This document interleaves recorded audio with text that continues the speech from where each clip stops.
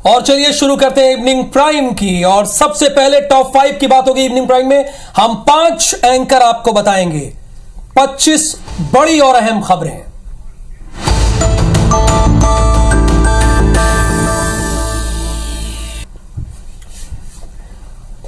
छत्तीसगढ़ में अगले साल विधानसभा के चुनाव होने इससे ठीक 1 साल पहले कांग्रेस ने अपना प्रदेश प्रभारी बदल दिया। कुमारी शैलजा छत्तीसगढ़ कांग्रेस की नई प्रदेश प्रभारी बनाई गई हैं।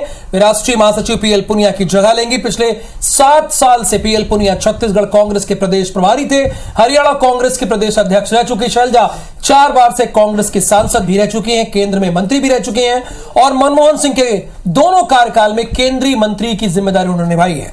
पीएल पुनिया की तरह कुमारी शैलजा भी अनुसूचित जाति की नेता हैं। मुख्यमंत्री भूपेश बघेल ने सीएम ने ट्वीट करके शैलजा को बधाई दी है। साथ ही ये कहा कि उनके अनुभव और नेतृत्व का लाभ पार्टी को जरूर मिलेगा। इतने साल से हमारी सरकार चल रही है, वहाँ बढ़िया चल रही है, उसमें सबका योगदान भी है। तो ऐसी इस तरह की डिफरेंसेस की कोई इतनी बड़ी बात नहीं होती। मैच्योर लोग हैं, मैच्योर नेतृत्व है, मिलकर काम किया है और आगे करेंगे। सभी लोग मिलकर कांग्रेस की मजबूती के लिए कार्य करेंगे। अपनी जिम्मेवारी सभी लोग जानते हैं, पहचानते हैं। तो छत्तीसगढ़ में विधानसभा के चुनाव में करीब 1 साल का वक्त बचा हुआ है। इस बीच ये बदलाव किया गया है। कांग्रेस के नए प्रभारी महासचिव बनने पर रविंद्र चौबे ने कहा कि राजनीतिक संगठन में बदलाव होता रहता है और पीएल पुनिया ने हर विधानसभा में मेहनत की थी। सरकार बनाने में पुनिया का योगदान बहुत अहम रहा। साथ ही चौबे ने कहा कि शैलजा जी से उम्मीद है कि वो भी मेहनत कर सरकार बनाने में मदद करेंगी। हमारा सौभाग्य रहा कि परम सम्मानी पीएल पुनिया जी हमारे प्रभारी रहे। उन्होंने छत्तीसगढ़ के लगभग हर विधानसभा क्षेत्रों में खूब मेहनत की। अब परिवर्तन है, आदरणीय शैलजा जी आई हैं, उनका सम्मान है, उनका स्वागत है। हम उम्मीद करते हैं वो भी मेहनत करेंगी और माननीय भूपेश जी के नेतृत्व में अगली सरकार बनाने में हम लोगों को मदद होगी। तो कांग्रेस के प्रदेश प्रभारी के बदले जाने पर बीजेपी हमलावर है। पूर्व नेता प्रतिपक्ष धर्मलाल कौशिक ने कांग्रेस पर निशाना साधा और उन्होंने कहा है कि कांग्रेस के अंदर कुछ भी ठीक नहीं चल रहा है। जिस प्रकार से झूठ और फरेब के कारण कांग्रेस सत्ता में आई और आज भी छल करते हुए कांग्रेस सत्ता में व्यस्त है। प्रदेश की जो हालत है जनता समझ चुकी है। प्रभारी के बदलने से कुछ भी बदलने वाला नहीं है। जो यहाँ पर सरकार भ्रष्टाचार की चरम सीमा पर गई, अंतर कला से जो कांग्रेस जूझ रही है और जिस प्रकार के हालात बने हुए हैं कि अब प्रभारी बदलने से भी कुछ बदलेगा नहीं, बल्कि जनता 2023 में अब कांग्रेस को ही बदलेगी।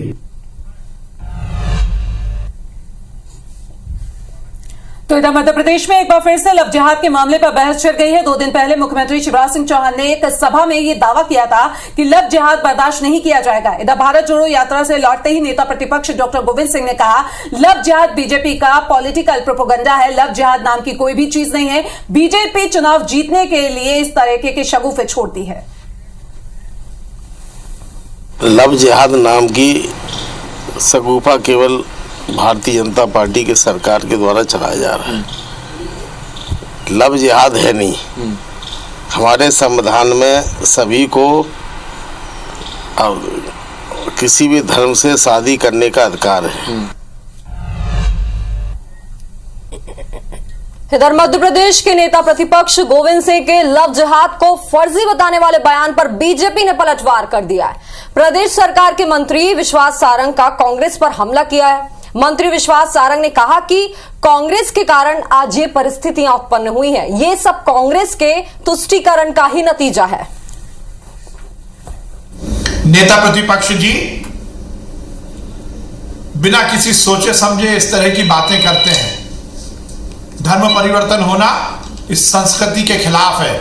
मध्य प्रदेश में इस तरह की कोई भी हरकतों को बर्दाश्त नहीं किया जाएगा।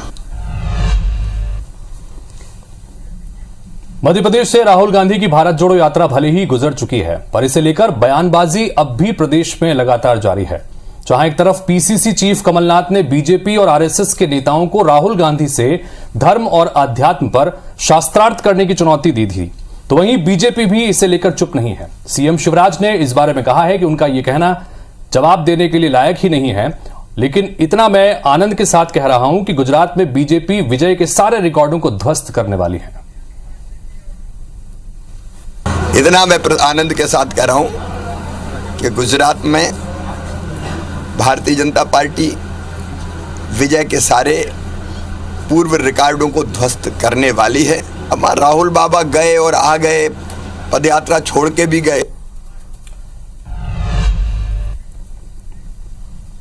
तो मध्य प्रदेश में विधानसभा चुनाव की उल्टी गिनती शुरू हो चुकी है, इसीलिए चेतावनी का दौर भी शुरू हो गया है।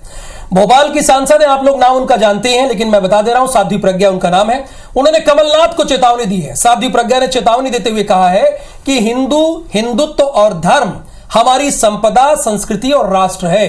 कोई इस बारे में बोले तो संभल कर बोले, ये मेरी चेतावनी है। जिसे सनातन के बारे में कुछ पता नहीं है वो ये बोल रहा है। ऐसी भाषा बोलने वालों ने इधर उधर और किया तो सनातनी चुप नहीं रहेंगी। ये एक प्रकार की सीधी सीधी चेतावनी है भोपाल की सांसद के द्वारा। सनातन के बारे में कुछ पता ही नहीं है, वो बोल रहा है श्री और सिया और राम जी और हमारे हनुमान जी और सनातन और देवी देवता के बारे में क्या पता है। पहले अध्ययन कर ले फिर बोले। थोड़ा सा इधर उधर उन्होंने और किया ना तो सनातनी चुप नहीं रहेंगे। तो वहीं एमपी के गृह मंत्री नरोत्तम मिश्रा ने गुजरात के एग्जिट पोल को लेकर राहुल गांधी की भारत जोड़ो यात्रा पर फिर से तंज कसा है। वहीं राहुल गांधी के बीजेपी नेताओं से शस्त्र की तुलना नरोत्तम ने 6ठी क्लास के स्टूडेंट से 39 का पहाड़ा बुलगाने से की है। ये अपनी जुबान से भारत विरोधी बयान देने में एक तो कोई कसर नहीं छोड़ रहे थे जिनने इनकी यात्रा निकलवा दी, और एक कमलनाथ जी है जो बाबा को साथ साथ की कह रहे हैं। इससे आप दोनों के भाव को समझ लें। शास्त्रार्थ कराने की बात तो वैसी हो गई जैसे किसी 6वीं क्लास के बच्चे को आप 39 का पहाड़ा बोलने का कह दो। गृह मंत्री नरोत्तम मिश्रा ने इंदौर लॉ कॉलेज की लाइब्रेरी में धार्मिक भावना भड़काने वाले किताबों के मामले में भी बयान दिया। उन्होंने कहा है कि किताब की लेखिका डॉक्टर फरहत की पीएचडी की डिग्री वापसी के लिए पत्र लिखा जाएगा। लेखिका और प्रकाशक की गिरफ्तारी के लिए टीमें भी बनाई गई हैं। उनकी गिरफ्तारियों के लिए, लेखक और प्रकाशक की गिरफ्तारी के लिए पुलिस की टीमें बना दी गई हैं और जल्दी गिरफ्तारी होगी। जहां तक लेखक का सवाल है, डॉक्टर फरहत खान, इनकी भी पीएचडी वापस हो, इसके लिए जो संबंधित विभाग है हम उसको लिखेंगे। मध्य प्रदेश के पूर्व मुख्यमंत्री और कांग्रेस के सीनियर लीडर दिग्विजय सिंह पर मानहानि का मामला दर्ज हुआ है। 8 साल पहले बीजेपी के मौजूदा प्रदेश अध्यक्ष वीडी शर्मा पर दिए गए बयान को लेकर भोपाल कोर्ट में मानहानि का मामला दर्ज किया गया है। दिग्विजय सिंह ने 4 जुलाई 2014 को दिए बयान में विष्णुदत्त शर्मा पर एबीवीपी का महामंत्री रहने के दौरान आरएसएस और व्यापम के बीच बिचौलिए की तरह काम करने का आरोप लगाया था। इसके बाद वीडी शर्मा ने आरोपों से आहत होकर सबूत समेत मानहानि का परिवाद दायर किया था। इसके आधार पर सोमवार को भोपाल कोर्ट ने दिग्विजय सिंह के खिलाफ केस दर्ज किया है और समन जारी करने के निर्देश भी दिए गए हैं। केस दर्ज होने के बाद दिग्विजय सिंह की मुश्किलें बढ़ गई हैं, क्योंकि उन्होंने जमानत लेने के लिए कोर्ट में हाजिरी उनको देनी होगी। मामले की अगली सुनवाई अगले साल 11 जनवरी को होगी। इधर प्रदेश के गृह मंत्री नरोत्तम मिश्र ने दिग्विजय सिंह पर हुए मानहानि के इस केस को लेकर बयान दिया है। गृह मंत्री ने क्या कहा, सुनिए। ऐसा नहीं बोलना चाहिए कभी भी कि जिससे यहां तक की नौबत आए कि न्यायालय को बीच में आना पड़े, और वो लगातार इस तरह का बोलते हैं जिससे विभाजन या किसी की मन को ठेस लगती है। भोपाल में आज शाम होने वाली शिवराज कैबिनेट की बैठक में करीब 3 दर्जन से भी ज्यादा प्रस्तावों पर चर्चा हुई। शिवराज सरकार SC/ST के बाद अब OBC और माइनॉरिटी के युवाओं के लिए स्वरोजगार की योजना ला रही है, जिसमें 12वीं पास युवाओं को खुद का उद्यम लगाने के लिए बैंक ऋण पर 3% की दर से 7 साल तक ब्याज अनुदान देने का प्रस्ताव रखा गया है। बैठक में जहां सिविल जज परीक्षा में बैठने की योग्यता बदलने को लेकर चर्चा संभव हुई, तो वहीं रिडेवलपमेंट पॉलिसी को लेकर भी प्रस्ताव रखे गए। सामाजिक न्याय एवं निःशक्त जन कल्याण विभाग का नाम भी बदलने का प्रस्ताव लाया गया है।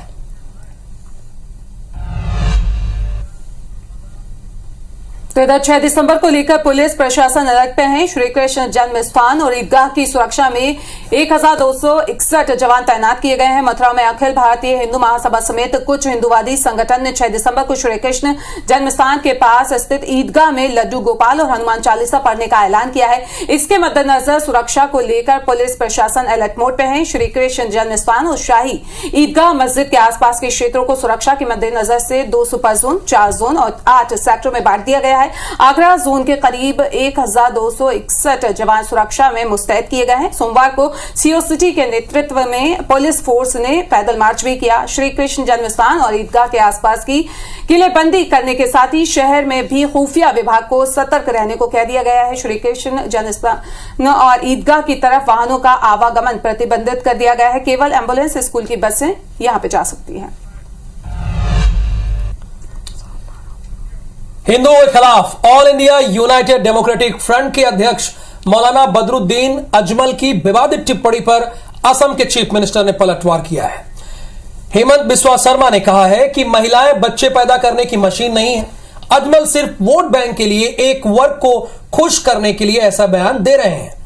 हेमंत बिस्वा शर्मा ने यह भी कहा कि बदरुद्दीन अजमल ने कहा था कि महिलाएं ज्यादा से ज्यादा बच्चे पैदा करती रहें, लेकिन मेरा कहना है कि अगर महिलाएं ज्यादा बच्चे पैदा करती हैं तो अजमल बच्चों के बड़े होने तक उनकी परवरिश करें और उनका खर्च उठाएं। सीएम शर्मा ने यह भी कहा कि मैं अपनी मुस्लिम बहनों से कहना चाहता हूं कि बदरुद्दीन की बात को ना सुने, 2 से ज्यादा बच्चे पैदा मत करो। अगर एक महिला कई बच्चों को जन्म देती है तो इसका असर उस पर शारीरिक रूप से भी पड़ेगा। इतना ही नहीं, हमारे समाज पर भी इसका डायरेक्ट असर पड़ेगा और असम तबाह हो जाएगा। तो रायपुर के टिकरापारा इलाके में पुराने विवाद में चाकूबाजी की घटना हुई है। लक्की यादव, कामेश्वर भारती उर्फ गबरू और अनीश मिर्च ने, ये जो आरोपी बताए जा रहे हैं, उन्होंने टिकरापारा इलाके के रावतपुरा कॉलोनी में रहने वाले प्रियांश मूर्ति के साथ मारपीट करते हुए उस पर चाकू से हमला कर दिया था। घायल प्रियांश को गंभीर स्थिति में अस्पताल में भर्ती कराया गया है। पुलिस ने लक्की यादव, कामेश्वर भारती उर्फ गबरू और अनीश मिर्चे के खिलाफ एफआईआर दर्ज की है और आरोपियों की तलाश भी की जा रही है। और अब बात बलरामपुर की। बलरामपुर जिले में पिछले 10 दिन के अंदर लालच देकर धर्म परिवर्तन कराने का दूसरा मामला सामने आया, जिसके बाद अब धर्म परिवर्तन को लेकर राजनीति भी शुरू हो गई है। पिछले दिन राजपुर इलाके के पहाड़ खड़वा में और सामरी इलाके के जमीरा पाट में लालच देकर धर्म परिवर्तन कराया गया। दोनों मामलों के सामने आने के बाद अब दिलीप सिंह जुदेव के बेटे प्रबल प्रताप सिंह जुदेव ने धर्म परिवर्तन करवाने वालों के खिलाफ कड़ी कार्रवाई की मांग की है। उन्होंने कहा है कि वो गलत मंसूबों को कामयाब नहीं होने देंगे। वहीं रामानुजगंज के विधायक बृहस्पति सिंह का कहना है कि प्रलोभन देकर धर्म परिवर्तन कराने वालों के खिलाफ कड़ी कार्रवाई होनी चाहिए। उन्होंने कलेक्टर और एसपी की मीटिंग लेकर इस पर रोक लगाने की बात भी कही। दमोह के बहुचर्चित और हाई प्रोफाइल धर्मांतरण मामले में अब नया मोड़ आ गया है। एक बार फिर से एनसीपीसीआर दमोह पुलिस पर नाराज है। दरअसल एनसीपीसीआर एसपी को मामले के आरोपियों की गिरफ्तारी का सभी दस्तावेज लेकर दिल्ली में तलब किया था, लेकिन एसपी ने मामले में जवाब देने के लिए एनसीपीसीआर के पास एसआई अभिषेक पटेल को भेज दिया। पुलिस के जवाब को एनसीपीसीआर से नाकाफी बताया है और कहा है कि जब धर्मांतरण पॉक्सो और जेजे एक्ट के आरोपी फरार हैं तो उन्हें नियमानुसार कोर्ट में फरार साबित करना चाहिए, जहां से आरोपियों पर अन्य कार्रवाई के निर्देश दिए जाते हैं। लेकिन दमोह पुलिस ने ऐसा नहीं किया है और आरोपियों को अपना बचाव करने का पूरा मौका दिया है। आपको बता दें कि पुलिस ने अपने जवाब में कहा है कि मामले में एसआईटी गठित कर दी गई है और आरोपियों की तलाश की जा रही है। दरकोंडा गांव में आदिवासी समाज धर्मांतरण के विरोध में एकजुट हो गया है। समाज के पदाधिकारियों ने भोंगापाल गांव में बैठक का आयोजन किया, जिसमें सैकड़ों लोग शामिल हुए। बैठक में धर्म परिवर्तन पर रोक की मांग की गई। वहीं आदिवासी समाज के चिंगनार परगना के अध्यक्ष सुकुल राम कोमरा ने बताया कि अंदरूनी इलाकों में लोगों को लालच देकर धर्मांतरण करवाया जा रहा है। धर्म परिवर्तन करने वाले लोगों को समाज वापस धर्म में आने की अपील कर रहा है और जो वापस नहीं आते हैं ऐसे लोगों को लेकर समाज ने उनका आरक्षण समाप्त करने के लिए कलेक्टर को ज्ञापन सौंप दिया है। मध्य प्रदेश के सागर के बहेरिया थाना अंतर्गत सिद्धू गुवा इंडस्ट्रियल एरिया में बनी साबुन फैक्ट्री के बाहर उस वक्त हड़कंप मच गया जब 2 युवकों ने साबुन फैक्ट्री के गेट के बाहर हवाई फायर किया और गार्ड रूम में तोड़फोड़ कर दी। जिससे आसपास के क्षेत्र में दहशत फैल गई। घटनाक्रम की सूचना मिलते ही बहेरिया थाना पुलिस मौके पर पहुंची, लेकिन इससे पहले ही हंगामा करने वाले दोनों युवक वहां से फरार हो गए। मामले में पुलिस ने शिकायत करने के बाद 2 युवकों के खिलाफ प्रकरण शिकायत के आधार पर किया है। सिद्धगुवा इंडस्ट्रियल एरिया में साबुन फैक्ट्री है, जहां कुछ दिन पहले सिक्योरिटी गार्ड का नया टेंडर हुआ है, जिससे पुराने सिक्योरिटी गार्डों को निकाल दिया गया। इसी बात से खफा होकर दोनों युवकों ने फैक्ट्री के बाहर हवाई फायर कर दिया। युवकों का हंगामा देख आसपास लोगों की भीड़ जमा हो गई। पुलिस दोनों युवकों की तलाश कर रही है। और अब आपको सूरजपुर लिए चलते हैं। बंधन बैंक के तत्कालीन मैनेजर पर ग्रामीणों से करोड़ों की ठगी का मामला सामने आया है। हमारे लिए हर खबर इंपॉर्टेंट है। असल में करीब 150 ग्रामीण लोन के लिए मई-जून 2022 में बैंक पहुंचे थे। यहां मैनेजर विनय ने ग्रामीणों से लोन के दस्तावेज पर साइन करा लिए, साथ ही चालाकी से चेक पर भी झूठ बोलकर साइन करा लिया। जैसे ही ग्रामीणों ने अकाउंट में लोन का पैसा आया, उन्हें बिना जानकारी दिए बैंक मैनेजर ने चेक से पैसा निकाल लिया। जब मैनेजर का ट्रांसफर दूसरे बैंक में हो गया और नए मैनेजर ने पदभार ग्रहण किया, तो उसने पैसे की रिकवरी के लिए ग्रामीणों के पास नोटिस भेजा। जाहिर सी बात है, उसे पता नहीं था। तब जाकर ग्रामीणों को यह लगा कि अरे भैया, मेरे साथ तो ठगी हो गई है। तब से ग्रामीण पुलिस थाने के चक्कर लगा रहे हैं। अब मीडिया के दखल के बाद, चूंकि IBC 24 आपकी बात करता है, आपके सरोकार की बात करता है, और इसीलिए लगातार ये खबर हम उठा रहे हैं कि जल्द से जल्द जो बैंक मैनेजर ने फ्रॉड किया है, आपका पैसा वापस हो। बांध निर्माण की निविदता में संभावित 3,333 करोड़ घोटाले की जांच अब ईडी करेगी। दरअसल मध्य प्रदेश जल संसाधन विभाग में अगस्त 2018 से फरवरी 2019 के बीच हुए घोटाले की जांच EOW कर रही थी, लेकिन जांच धीमी गति से चल रही थी। लिहाजा अब इस मामले में ईडी की एंट्री से जल संसाधन विभाग के अधिकारियों के हाथ पैर फूलने लगे। ईडी ने EOW से तत्कालीन मुख्य अभियंता राजीव सतुलकर समेत 4 अन्य वरिष्ठ अधिकारियों से जुड़े महत्वपूर्ण दस्तावेज सौंपने की मांग की है। बता दें कि हनोता, बंधा, वर्धा बांध के अलावा 4 अन्य सिंचाई परियोजनाओं में अनियमितताएं और भ्रष्टाचार किया गया था।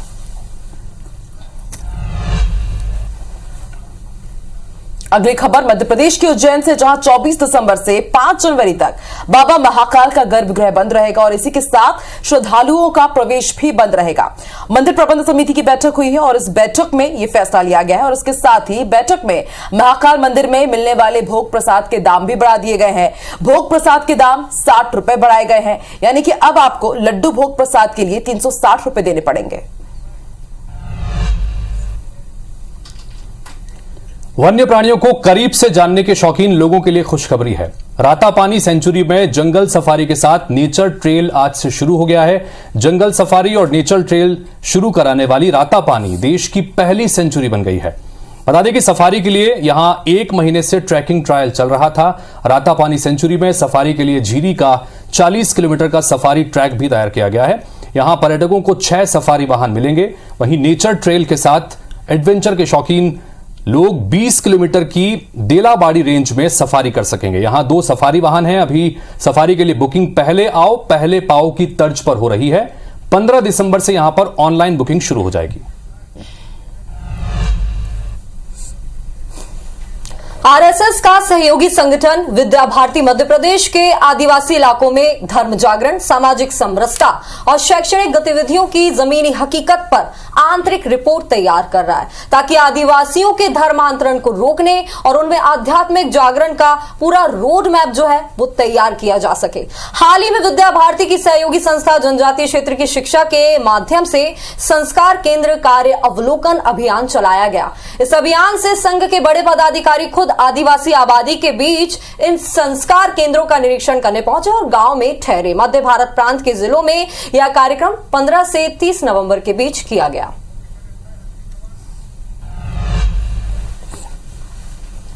तो दमोह से आपको खबर बता दें, जहां पे कल देर रात चाकूबाजी की घटना सामने आई है, जिसमें एक युवक की मौत हो गई थी।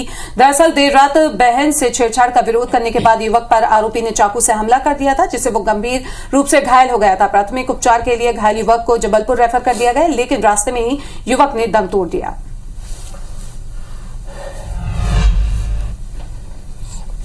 तो जगदलपुर के आसपास 2000 एकड़ में 8 तालाबों का निर्माण करवाया गया, लेकिन तालाबों से संरक्षण पर ध्यान नहीं दिया गया। तालाब के आसपास धड़ल्ले से कब्जा किया जा रहा है, इमारतें बन रही हैं, तालाब जलकुंभी से लबालब है। निगम इसकी साफ सफाई नहीं करवा रहा है। बस्तर के तालाब का बहुत ही ऐतिहासिक महत्व है। तालाब धार्मिक आयोजनों का प्रमुख हिस्सा है, लेकिन 1 दर्जन से ज्यादा तालाब के पास बस्ती बाजार बन चुके हैं। बता दें कि सरोवर संस्कृति को फिर से बढ़ावा देने के लिए शासन ने सरोवर धरोहर योजना शुरू की थी, लेकिन हमारे निगम के जो अधिकारी कर्मचारी हैं वो एसी कमरों में बैठकर आराम फरमा रहे हैं। आप देख रहे हैं न्यूज इंडस्ट्री का एकमात्र शो जहां पर 5 न्यूज एंकर आपको 25 बड़ी खबरें बताते हैं। और अब वक्त हो गया है ब्रेकिंग न्यूज का। ये ब्रेकिंग न्यूज विदिशा से है। एक्शन में सीएम शिवराज सिंह चौहान है। योजना अधिकारी महेंद्र कुमार नवैया पर गाज गिर गई है और गिरनी भी चाहिए। मंच से जिला योजना अधिकारी महेंद्र कुमार को सस्पेंड कर दिया गया है। असल में नटेरन के समरसता सम्मेलन में एक्शन में दिखे सीएम शिवराज सिंह चौहान, और सीएम एक्शन में नहीं रहेगा तो बताइए कौन रहेगा। अगर सीएम शिथिल हो गया तो राज्य शिथिल हो जाएगा, इसीलिए सीएम एक्शन में है। उन्होंने लापरवाह अधिकारियों को सीधे सस्पेंड कर दिया है। बड़ी खबर। और अगली ब्रेकिंग न्यूज डोंगरगढ़ से है। 11 दिसंबर से शुरू हो रही वंदे भारत ट्रेन का स्टॉपेज राजनांदगांव में देने की मांग उठ गई है। यहां के लोग कह रहे हैं कि हमारे यहां भी ट्रेन को रोकिए। सांसद संतोष पांडे ने रेल मंत्री अश्विनी वैष्णव को इस बारे में बकायदा पत्र भी लिख दिया है। बिलासपुर नागपुर के बीच ये ट्रेन चलेगी। बड़ी बेसब्री से इंतजार हो रहा था इस ट्रेन का, राहुल, और ये ट्रेन आखिरकार शुरू हो रही है। वंदे भारत ट्रेन जब से शुरू हुई तब से इसकी चर्चा हो रही थी, और बिलासपुर से नागपुर के बीच ट्रेन मिली है, लेकिन इसका स्टॉपेज राजनांदगांव में भी हो, इसकी मांग हो रही है। और यही वजह है कि इस मांग को लेकर रेल मंत्री को चिट्ठी लिखी गई है। तो देखा जाएगा कि चिट्ठी का असर कितना होता है। बहरहाल मनेंद्रगढ़ से खबर यह है कि चोरी के मामले में पुलिस को सफलता मिल गई है। एक रिटायर्ड शिक्षक के घर हुई चोरी का खुलासा हुआ है। चोरी के सामान समेत 3 आरोपी गिरफ्तार हो गए हैं। 8,65,000 के जेवरात बरामद हुए हैं। चोरी के गहने बैंक में रखकर चोर ने लोन लिया था। केल्हारी पुलिस और साइबर सेल की टीम ने यह कार्रवाई की है। चोरी के सामान समेत 3 लोग गिरफ्तार किए गए हैं और 8,65,000 के जेवरात भी बरामद किए गए हैं। चोरी के मामले में पुलिस को एक बड़ी सफलता मिली है।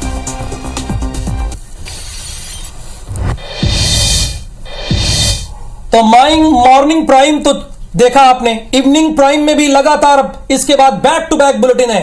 Face to face Madhya Pradesh Chhattisgarh की बात, न्यूज डिकोड। आप बने रहिए इवनिंग प्राइम के साथ।